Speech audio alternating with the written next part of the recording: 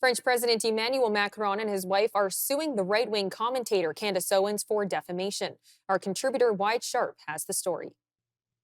It's a headline-grabbing legal battle that's as bizarre as it is significant. French President Emmanuel Macron and his wife Brigitte taking on American media personality Candace Owens, not in a European court, but in the United States, in Delaware.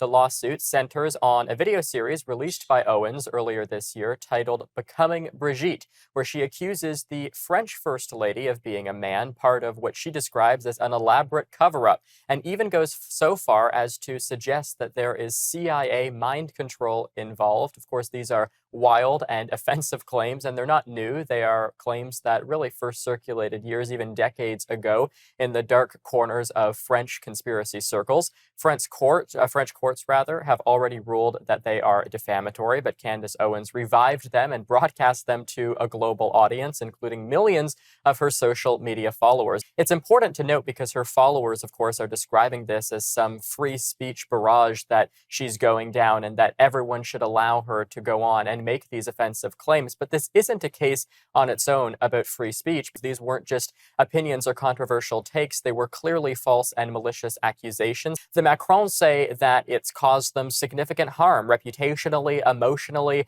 and in terms of their own personal safety. There's been a number of different examples of French authorities who have come out and who have had to, go against people and who have had to go after people who have been really, kind of spreading these examples of controversial takes that have been percolated on social media. They're pursuing this lawsuit under American defamation law, which requires them to prove actual malice, meaning that Owens either knew that the claims were false or showed reckless disregard for whether or not they were true. But it really matters a lot as well beyond the courtroom, and that's something that isn't being discussed a lot right now, because it's another chapter, again, looking at kind of the broader picture here in how the story of influencers and online personalities are really testing the limits of truth by spreading information that, again, is demonstrably false and that oftentimes is, being circulated on social media because they're trying to appeal to certain audiences that will live in their echo chambers and take what they are saying,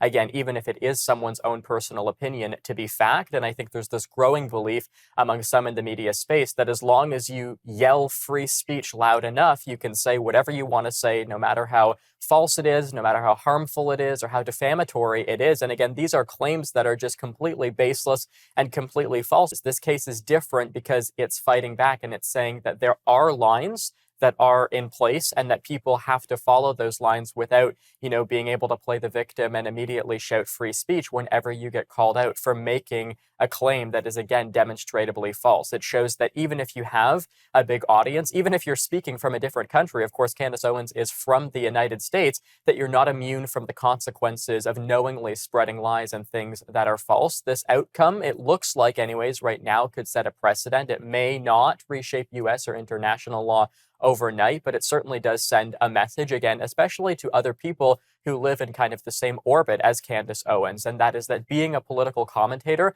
doesn't give you a license to defame, and that even if you go after people and if you target people, even people who are in power and who are, oftentimes kind of immune, I think it's fair to say, to various people coming out and saying different things. It doesn't affect them very much because they're in the public eye. When you come out and make baseless conspiracy theories like what Owens has done, certainly that is, an exception to that rule. And it's, looking like right now anyways, that this lawsuit that is likely to come is something that Candace Owens is going to have to prove to herself. But while it may seem like this is kind of tabloid drama on the surface, the lawsuit itself is really, I think it's fair to say, about accountability and how people approach themselves in the digital age, and whether the courts and the public are ready to actually come out and finally just say that enough is enough as it relates to, again, not shouting free speech whenever you get called out. We'll send it back to you.